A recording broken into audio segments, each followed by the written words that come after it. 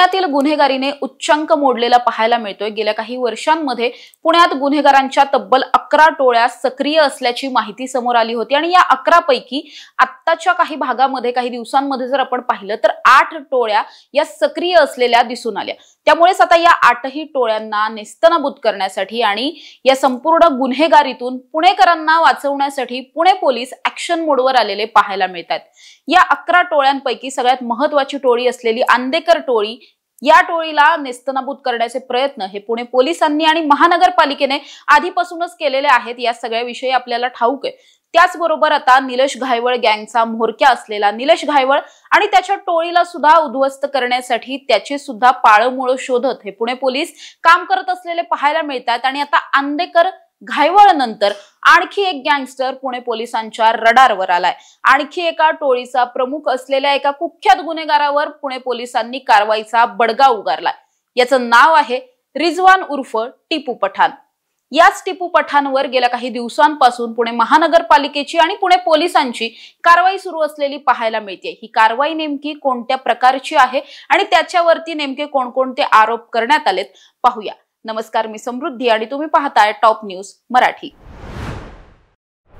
रिजवान उर्फ टिपू पठाण हा पुण्यातल्या पठाण गँगचा म्होरक्या आहे। गेल्या अनेक वर्षांपासून तो हडपसर, काळेपडळ वगैरे या सगळ्या उपनगर आपण ज्याला म्हणू शकतो त्या भागांमध्ये अनेक वर्षांपासून तो ही टोळी चालवतो। या टोळीच्या माध्यमातून अनेकदा या टोळीवर मकोक्याची कारवाई सुद्धा झाली आहे। अनेक गंभीर गुन्हे या टोळीवरती आणि स्वतः टिपू पठाणवरती दाखल आहेत। आणि गेल्या काही दिवसांमध्ये जर आपण पाहिलं या टिपू पठाणचे अनेक राज्यातल्या वेगवेगळ्या गुन्हेगारांबरोबरचे फोटोज, व्हिडिओज समोर आलेले होते। त्याचे अनेक गुन्हेगारांशी चांगले संबंध आहेत। त्याचबरोबर त्याचे काही राजकीय नेत्यांबरोबरचे फोटो सुद्धा समोर आलेले होते। आणि इतकं सगळं असताना सुद्धा हा टिपू पठाण अनेकदा ताठ मानेने सामाजिक राजकीय कार्यक्रमांमध्ये वावरताना सुद्धा दिसून येत असतो। मात्र याच टिपू पठाण विरोधात आता पुणे पोलिसांनी कारवाईचा बडगा उगारलाय। मुळातच या टिपू पठाणच्या एका बेकायदेशीर बांधकामावर काही दिवसांपूर्वी बुलडोझर चालवण्यात आला होता। हे बांधकाम पाडण्यात आलं होतं, तिथूनच चालू झालेला हा संपूर्ण प्रकार आहे। मुळात घडलेला असं आहे की टिपू पठाण आणि त्याच्या काही साथीदारांनी म्हणजे या प्रकरणामध्ये 10 आरोपींची नावं आहेत, या सर्वांनी मिळून काही बनावट कागदपत्रांच्या आधारे बेकायदेशीर बांधकाम केलेलं होतं। याच बेकायदेशीर बांधकामाच्या जोरावर निष्पाप नागरिकांना त्यांची लुबाडणूक होत होती, त्यांना लुटून खरं तर पैसे जे आहेत, मोठा मुद्देमाल जो आहे तो या सगळ्यांनी जमा केलेला होता। आणि तीच सगळी माहिती जी आहे ती पुणे पोलिसांच्या खरं तर हाती लागली। आणि मग त्यानंतर पुणे पोलीस असतील, पुणे महानगरपालिका असेल, हे सगळे आता संगनमताने या सगळ्यामध्ये काम करत असलेले पाहायला मिळतात। अर्थातच पुणे पोलिसांनी 10 आरोपींविरोधात गुन्हे दाखल केलेत। या आरोपींच्या घराची झडती घेण्यात आली आहे। या झडतीमधून सुद्धा मोठा मुद्देमाल जो आहे तो समोर आलाय। मात्र या सगळ्या टोळी विरोधातली सगळ्यात महत्त्वाची कारवाई जी झाली ती कारवाई यांची जी काही बँक खाती आहेत ती गोठवून सुरू झालेली पाहायला मिळते। आतापर्यंत या सर्व आरोपींची मिळून एकूण 10 पेक्षा जास्त बँक खाती जी आहेत ती गोठवण्यात आली आहेत। त्याचबरोबर स्वतः टिपू पठाण असेल किंवा त्याच्या गँग मधले हे बाकीचे सदस्य त्यांच्या घरांवरती सुद्धा छापा मारण्यात आला। या सगळ्या छापेमारीमधून काही दुचाकी आहेत, काही चारचाकी आहेत, त्याचबरोबर घरातलं गृहोपयोगी असं महत्त्वाचं काही सामान सुद्धा आहे, ज्यामध्ये टीव्ही, फ्रीज, वॉशिंग मशीन वगैरे यासारख्या अनेक महागड्या वस्तू आहेत।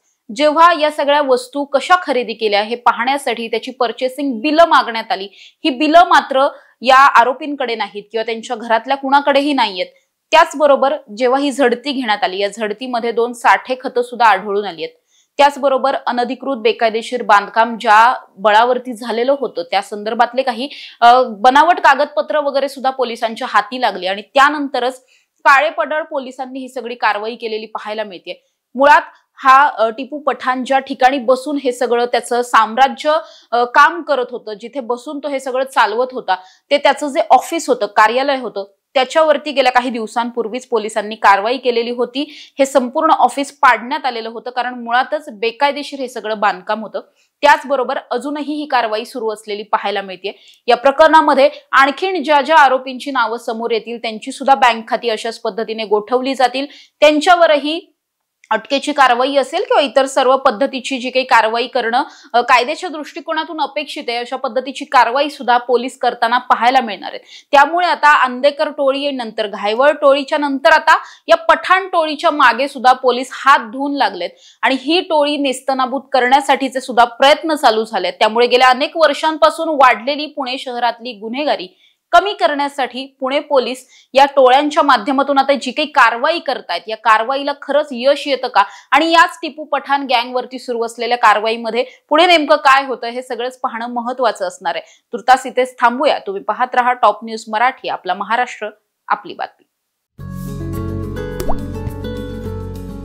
आता जोकासू STP या अत्याधुनिक जॅपनीज तंत्रज्ञानाने सुसज्ज, quick installation, energy efficient, noiseless blowers, low maintenance या आणि अशा वैशिष्ट्यांनी परिपूर्ण जोकासू STP तंत्रज्ञान प्रकल्प उभारणीपासून ते विक्री पश्चात समाधानकारक सेवा देणारी, भारताबरोबरच परदेशात देखील प्रकल्पांची यशस्वी उभारणी करणारी company Deccan water treatment private limited.